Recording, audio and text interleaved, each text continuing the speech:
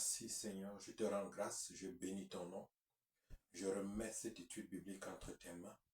Je te prie de prendre le contrôle, de nous diriger, de nous conduire, de nous enseigner encore au travers de ta parole. Merci Père d'ouvrir l'esprit de toute personne qui va écouter cette étude biblique et de disposer les cœurs afin qu'après avoir écouté ta parole, qu'ils puissent aussi la mettre en pratique. Merci Saint-Esprit pour ta présence. Merci Seigneur Jésus-Christ. Au nom puissant de Jésus-Christ. Amen. Donc, cette étude biblique porte sur Matthieu 3, le chapitre 3 du livre de Matthieu. Non, après les récits de la naissance de Jésus dans le chapitre 1 et 2, le chapitre 3 introduit un personnage clé, c'est-à-dire Jean-Baptiste, le précurseur annoncé par les prophètes. Sa mission est de préparer le peuple de Dieu à la venue du Messie. Ce chapitre présente trois grandes réalités spirituelles. La première, l'appel à la repentance. La deuxième, l'annonce du Messie plus puissant. Et la troisième, la manifestation de Jésus comme Fils de Dieu lors de son baptême. Donc, la mission de Jean-Baptiste, elle est décrite dans Matthieu 1, dans Matthieu 3, du verset 1 à 6. La mission de Jean-Baptiste est de préparer le chemin à la venue du Seigneur. Jean-Baptiste prêche dans le désert. Donc Jean-Baptiste apparaît dans le désert de Judée en proclamant « Repentez-vous, car le royaume des cieux est proche ». Le désert est un lieu symbolique dans la Bible. Le désert est un lieu de rencontre avec Dieu. Le désert est un lieu de dépouillement et de transformation. Le message de Jean-Baptiste est simple, mais puissant. C'est la repentance. La repentance, dans la Bible, la repentance signifie changer de pensée, changer de direction, revenir à Dieu. Ce n'est pas simplement regretter ses péchés, mais c'est transformer sa vie. Se repentir, c'est transformer sa vie complètement. L'accomplissement de la prophétie. Matthieu cite le prophète Ésaïe,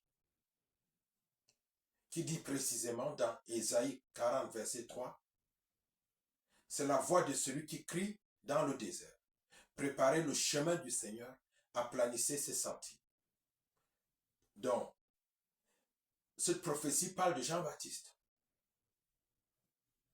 Dans l'Antiquité, quand un roi arrivait dans une région, on préparait la route. On enlevait les obstacles, on aplanissait les chemins. Spirituellement, cela signifie préparer son cœur pour recevoir Dieu, pour recevoir le Seigneur Jésus-Christ. Parce que le Seigneur Jésus-Christ avait été annoncé comme Dieu qui allait visiter l'humanité pour son salut. Depuis les temps anciens. Le style de vie prophétique de Jean-Baptiste. La Bible décrit Jean ainsi, en vêtements de poil de chameau, ceinture de cuir, nourriture, il se nourrit de sauterelles et de miel sauvage. Que rappelle ce style? Ce style rappelle le prophète Élie. Jean incarne la simplicité, la séparation du monde et la consécration à Dieu. L'avertissement aux religieux est donné dans Matthieu 3, du verset 7 à 10. C'est le deuxième point. Jean s'adresse aux pharisiens et aux sadducéens. Il les appelle race de vipères. Pourquoi une parole si dure? Parce qu'ils avaient la religion, les traditions et les apparences. C'est-à-dire les pharisiens avaient la religion, les traditions et les apparences, mais pas un cœur transformé. Dieu cherche du fruit. Dieu cherche du fruit dans la vie des hommes. Jean dit, produisez donc du fruit digne de la repentance. La vraie repentance produit les fruits suivants. Changement de comportement, justice, humilité, amour du prochain. Donc je répète que la vraie repentance produit les fruits suivants. Changement de comportement, justice, humilité et amour du prochain. La foi authentique se voit dans les fruits. La foi authentique se voit dans les fruits. La Bible nous dit qu'une foi sans œuvre est une foi vaine. Une foi sans fruits est une foi vaine, une foi nulle. L'illusion religieuse dont parle Jean-Baptiste. Les pharisiens pensaient être sauvés parce qu'ils étaient descendants d'Abraham. Amen. Comme beaucoup pensent être sauvés parce qu'ils ont un jour récité la prière de confession de foi. Jean répond, Dieu peut susciter des enfants d'Abraham à ses pierres. Parce que Jean voit la dureté de leur cœur. Et Jean leur dit que ce n'est pas le fait d'être le fils d'Abraham, le fils de sang d'Abraham qui fait de toi un enfant de Dieu. Mais c'est de ressembler à Abraham, pas son comportement, pas sa foi. C'est d'avoir la foi d'Abraham, ce que les Juifs n'avaient pas. Le salut ne dépend pas de la naissance, ni de la tradition, ni de la religion. Amen. Mais le salut dépend d'une relation réelle avec Dieu. Une relation réelle avec le véritable Dieu. Amen. Alléluia. Cette parole s'adresse encore à nous autres chrétiens aujourd'hui. Parce que beaucoup de chrétiens se proclament fils de Dieu, enfants de Dieu, mais ils ne le sont pas en réalité, parce qu'on ne trouve pas le fruit de la repentance dans leur vie. Et Jean dit, si tu n'as pas la foi, si tu ne manifestes pas les œuvres d'Abraham, la foi et le fruit qu'Abraham avait en lui, tu n'es pas un fils, tu n'es pas sauvé. En troisièmement, ce chapitre annonce le Messie. Il annonce le Messie. Dans Matthieu 3, versets 11 à 12. Jean annonce quelqu'un de beaucoup plus grand que lui. Il dit, celui qui vient après moi est plus puissant que moi. Cette personne est Jésus-Christ. Ce chapitre nous présente aussi deux baptêmes. Jean explique la différence entre les deux baptêmes. Jean-Baptiste baptise dans l'eau pour la repentance. Mais le Messie baptisera dans le Saint-Esprit et dans le feu. Amen. Alléluia. Aujourd'hui, ces deux baptêmes existent encore. Les hommes, nous baptisons dans l'eau. Et le baptême, c'est un symbole que tu te repens, que tu acceptes la repentance et tu t'engages à marcher dans une nouvelle voie avec Dieu. C'est l'un des symboles que représente le baptême. Le baptême représente encore plusieurs autres choses, mais on va se focaliser sur ceci parce que ce n'est pas un cours sur le baptême. Amen. Alléluia. Et il y a encore de nos jours le baptême du Saint-Esprit le baptême dans le Saint-Esprit et dans le feu. Ça, c'est le baptême qui vient de Dieu. Le baptême du Saint-Esprit signifie la nouvelle naissance, la puissance de Dieu, la transformation intérieure.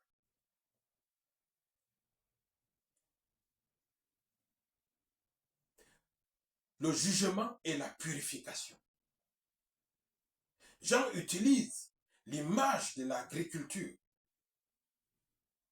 pour parler du jugement et de la purification. Le bon grain est gardé, la paille est brûlée. Donc Jean dit le bon grain sera gardé, la paille sera brûlée à l'avènement du Seigneur. Cela annonce le jugement final. Le Messie vient sauver ceux qui se répandent, juger ceux qui refusent Dieu. dont le Messie vient sauver ceux qui se repentent, mais juger ceux qui refusent Dieu. Il représente la paille. Le quatrième point dans cette étude, dans ce chapitre, c'est le baptême de Jésus, qui est décrit dans Matthieu 3, du verset 13 à 15. Jésus vient vers Jean pour être baptisé. Jean est surpris. Et Jean dit, c'est moi qui ai besoin d'être baptisé par toi. Pourquoi Jésus se fait-il baptiser? Jésus n'avait aucun péché et Jean savait cela. Mais pourquoi Jésus se fait-il baptiser? Plusieurs raisons spirituelles peuvent être citées ici. Première raison, Jésus se fait baptiser pour s'identifier à l'humanité que nous sommes. Jésus se place au milieu des pécheurs. Même n'ayant pas été un pécheur, il s'identifie à l'humanité. Il a été pleinement homme. Il a partagé jusqu'à nos péchés. Mais il n'a pas péché. Deuxième raison, Jésus commence officiellement son ministère. Ce baptême marque le début de sa mission publique. Le début de sa mission publique. Parce que dans tout ministère, il y a une phase officieuse et une phase officielle. Et ce baptême marque le début de sa mission publique. La troisième raison, c'est accomplir la justice de Dieu. Accomplir la justice de Dieu veut dire accomplir la volonté de Dieu. Jésus dit à Jean-Baptiste, il est convenable d'accomplir ainsi toute justice, c'est-à-dire la justice de Dieu. Il obéit parfaitement au plan du Père. Quelles sont les grandes leçons que nous pouvons tirer de ce chapitre 3 de Matthieu? La première, c'est que Dieu prépare toujours avant d'agir. Dieu prépare toujours avant d'agir. Avant Jésus, Dieu envoie Jean pour préparer le chemin, pour préparer le terrain. C'est un principe spirituel. Dieu prépare les cœurs avant les réveils. Dieu prépare les cœurs avant les réveils. Amen, alléluia. Avant qu'il y ait un réveil dans une nation, Dieu prépare les cœurs. Avant qu'il y ait un réveil dans la vie de quelqu'un, Dieu prépare le cœur de cette personne. Le réveil ne vient pas simplement subitement. Le réveil ne vient pas comme une génération spontanée. Mais Dieu prépare les cœurs avant les réveils. La deuxième grande leçon spirituelle que nous pouvons tirer, c'est que la repentance est la porte du royaume. La repentance est la porte du royaume. Personne n'entre dans le royaume sans repentance. La repentance ouvre la porte du pardon, de la transformation, de la vie nouvelle. Sans repentance, il n'y a pas ces choses dans la vie du croyant. Donc la repentance ouvre la porte du pardon, de la transformation, de la vie nouvelle. Chose essentielle au salut. En troisième, alléluia. En troisième, la troisième leçon que nous pouvons tirer de ce chapitre, c'est que la religion ne remplace pas la transformation. La religion ne remplace pas la transformation. Ce n'est pas parce qu'on est religieux qu'on n'a plus besoin de se transformer. Beaucoup de chrétiens vont à l'église. Beaucoup de chrétiens sont très actifs dans les églises. Mais ils ne sont pas transformés. On peut connaître la Bible, on peut aller à l'église, on peut pratiquer la religion, mais rester loin de Dieu. Dieu cherche un cœur changé. Jésus a dit, ce n'est pas ceux qui disent Seigneur, Seigneur, qui rentreront dans son royaume, mais c'est ceux qui font la volonté du Père. C'est ceux qui non seulement écoutent la parole, mais la mettent en pratique. Parce que la Bible nous dit aussi que Dieu prend plaisir à ceux qui, non seulement, non à ceux qui écoutent la parole, mais à ceux qui la mettent en pratique. Donc au-delà d'écouter, il faut la mettre en pratique. Amen. La quatrième leçon que nous tirons de ce chapitre de Matthieu 3, c'est que Jésus est le Fils de Dieu.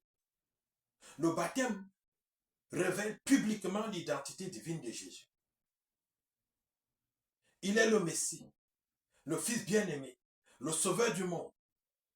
Dieu lui-même, Dieu le Père, rend témoignage de lui. Dieu fait entendre sa voix en disant, celui-ci est mon Fils bien-aimé. Amen. Alléluia. Dans ce chapitre aussi, il se passe quelque chose. Dieu se manifeste. Amen. Dieu se manifeste de certaines façons. Amen. Alléluia. Donc nous allons parler de cette manifestation et dans cette manifestation, il y a aussi la réconciliation de Dieu avec l'homme. La première manifestation dans le baptême de Jésus qui est décrite dans Matthieu 3, versets 16 à 17, c'est que lorsque Jésus-Christ sort de l'eau, après son baptême par Jean-Baptiste, 3 éléments apparaissent. 3 éléments apparaissent. Le ciel s'ouvre. L'Esprit descend comme une colombe. Une voix se fait entendre.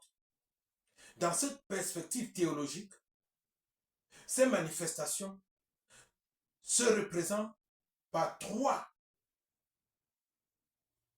Ces manifestations se représentent par 3 personnes distinctes. Ces manifestations ne représentent pas 3 personnes distinctes, comme on tend à nous le faire croire aujourd'hui, que Dieu est une trinité, que Dieu représente 3 personnes distinctes, le Père, le Fils et le Saint-Esprit. Ce qui est faux, c'est anti-biblique. Cette doctrine de Trinité est venue d'un prêtre catholique qui s'appelait Anicée. On parle du credo d'Anicée. Ce n'est pas biblique. Amen. Donc, dans cette perspective théologique, ces manifestations ne représentent pas 3 personnes distinctes, mais le Dieu unique qui se révèle de différentes manières. C'est le Dieu unique qui se révèle de différentes manières. Dans la Bible, Dieu se manifeste comme Père, la voix qui parle. La voix qui parle, c'est la voix du Père. Dieu se manifeste comme Père. Il se manifeste comme Fils. Dieu manifesté dans la chair en Jésus-Christ. Il se manifeste aussi comme Esprit, la présence divine agissante, la colombe qui descend sur Jésus. Amen. Dieu est donc un seul être qui se révèle sous différentes manifestations selon son œuvre dans le salut. Donc je répète encore, Dieu est donc un seul être qui se manifeste qui se révèle sous différentes manifestations selon son œuvre dans le salut. Il n'y a pas 3 dieux en un, comme tente de nous dire la Trinité. C'est faux, c'est anti-biblique, ça n'a pas de sens. Amen. Alléluia. Et lorsque nous considérons que ce Dieu-là se manifeste, que c'est le même Dieu qui se manifeste de différentes manières, selon son œuvre dans le salut, nous comprenons clairement pourquoi, à certains endroits de la Bible, le Seigneur Jésus disait qu'il est soumis au Père. Parce que dans son rôle de Fils, il est soumis au Père. Amen. Et pour bien comprendre cette image, je prends l'exemple de quelqu'un qui est président de la République d'un pays. Amen. Et cette même personne, elle est chef de famille. Cette même personne peut être aussi responsable de ses entreprises. Un homme d'affaires, il est responsable de ses entreprises.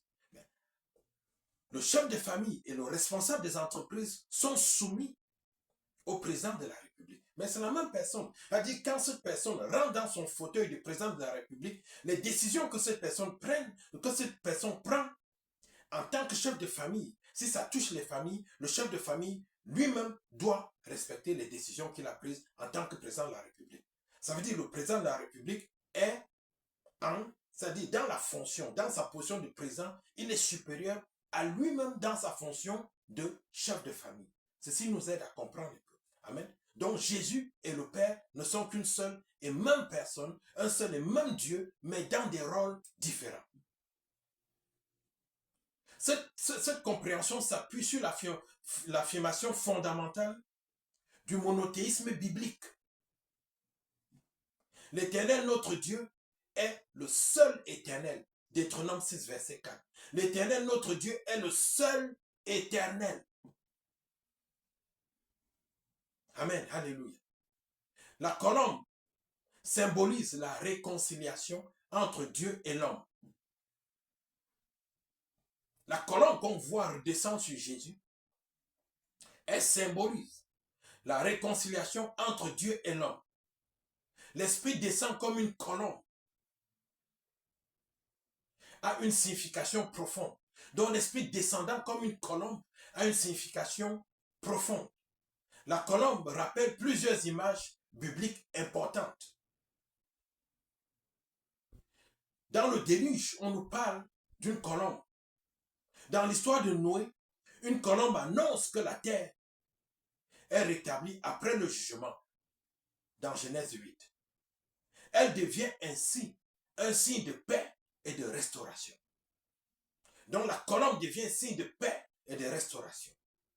L'esprit qui repose sur l'homme, lorsque la colombe aussi représente l'esprit qui repose sur l'homme, lorsque l'esprit descend sur Jésus, cela signifie que Dieu habite pleinement en lui. Dieu habite pleinement en Jésus. La communion entre Dieu et l'homme est parfaite. Amen. Donc, cette colombe qui descend sur Jésus nous dit, pour nous, croyants aujourd'hui, elle nous annonce que la communion entre Dieu et l'homme est parfaite. Et c'est cette communion qui nous amène au salut. Amen. Alléluia. Et ça nous annonce aussi, si nous brisons cette communion, malgré que le Seigneur Jésus-Christ a fait le sacrifice de la croix, nous ne rentrerons pas dans le salut. Jésus devient ainsi le modèle de l'homme réconcilié avec Dieu. Amen. Alléluia. Jésus devient le modèle de l'homme réconcilié avec Dieu. Alléluia. Et ça nous amène à parler de la nouvelle naissance. La nouvelle naissance que nous vivons quand nous donnons notre vie au Seigneur Jésus-Christ. Ce qui se produit sur Jésus annonce ce qui se produira pour les croyants. Lorsque quelqu'un naît de nouveau, l'Esprit de Dieu vient habiter en lui. La relation avec Dieu est restaurée. La relation qui avait été brisée dans le jardin d'Éden est restaurée. L'homme est réconcilié avec son Créateur. Cette idée rejoint la parole de Jésus-Christ dans l'Évangile selon Jean. Jean 3, verset 5. Qui dit, si un homme ne naît d'eau et d'esprit, il ne peut entrer dans le royaume de Dieu. S'il n'y a pas de réconciliation, si l'Esprit de Dieu ne vient pas habiter dans l'homme, il ne peut pas rentrer dans le royaume de Dieu. Le baptême de Jésus devient donc une révélation de Dieu. Donc le baptême de Jésus est une révélation de Dieu. C'est une image prophétique de la nouvelle naissance. C'est aussi le modèle de la réconciliation entre Dieu et l'homme. Donc je répète, le baptême de Jésus, c'est une révélation de Dieu. C'est une image prophétique de la nouvelle naissance. C'est, en troisième, le modèle de la réconciliation entre Dieu et l'homme. La voix que l'on entend du ciel, la voix céleste, donne cette affirmation, donne l'affirmation de l'identité de Jésus-Christ. Elle affirme l'identité de Jésus-Christ. La voix déclare, celui-ci est mon fils bien-aimé, en qui j'ai mis toute mon affection.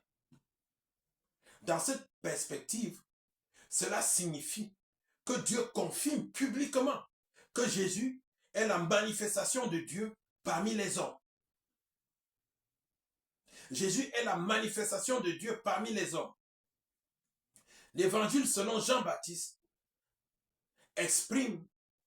l'évangile selon Jean, l'apôtre Jean, exprime cette réalité ainsi. Dans Jean 1, verset 14, la parole a été faite chair. Amen. La parole a été faite chair. Parce que l'évangile nous dit dans Jean 1 qu'au commencement était la parole. La parole était Dieu. Elle était avec Dieu. Amen. Alléluia. La parole a été faite chair. Dieu s'est manifesté au milieu des hommes.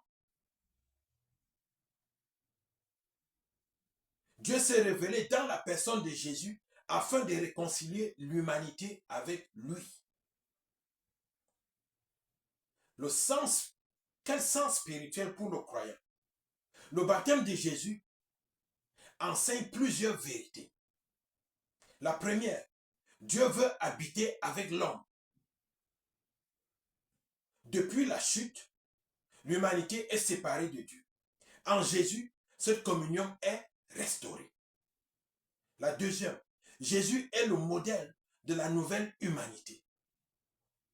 Ce qui se passe en lui annonce ce que Dieu veut accomplir dans ceux qui croient. Ce qui se passe en Jésus annonce ce que Dieu veut accomplir dans ceux qui croient. Le troisième sens, c'est la nouvelle naissance restaure la communion divine. La nouvelle naissance restaure la communion divine. Lorsque l'homme se répand et reçoit l'Esprit de Dieu, la présence divine vient habiter en lui. La relation avec Dieu est restaurée. Amen. Donc, en conclusion, le baptême de Jésus, dans l'évangile selon Matthieu 3, est une scène majeure de révélation. Dieu s'y manifeste par la voix céleste, par l'Esprit qui descend et par sa manifestation dans le Fils. La colombe symbolise la réconciliation entre Dieu et l'homme, préfigurant ce qui se produit dans la nouvelle naissance. Lorsque l'Esprit de Dieu vient habiter dans le croyant. Ainsi, le baptême en Jésus-Christ n'est pas simplement un événement historique. Il annonce la restauration et la communion entre Dieu et l'humanité. Merci Seigneur. Merci pour ta parole. Merci pour cette étude biblique. Je te prie, Père, de bénir tous ceux qui vont prendre la peine d'écouter cette étude biblique, d'ouvrir leur intelligence afin qu'ils la comprennent et de leur donner aussi des bonnes dispositions afin qu'une fois comprises, qu'ils puissent mettre en pratique ta parole. Seigneur, visite-les dans leurs maladies, visite-les dans leurs problèmes et donne-leur la solution. Merci pour ta main qui agit dans la vie de tous qui vont écouter cet enseignement, cette étude biblique. Merci Père, au nom puissant de Jésus-Christ. Amen. Donc, on se voit dans l'étude biblique prochaine. C'est Matthieu 4. Au nom puissant de Jésus-Christ.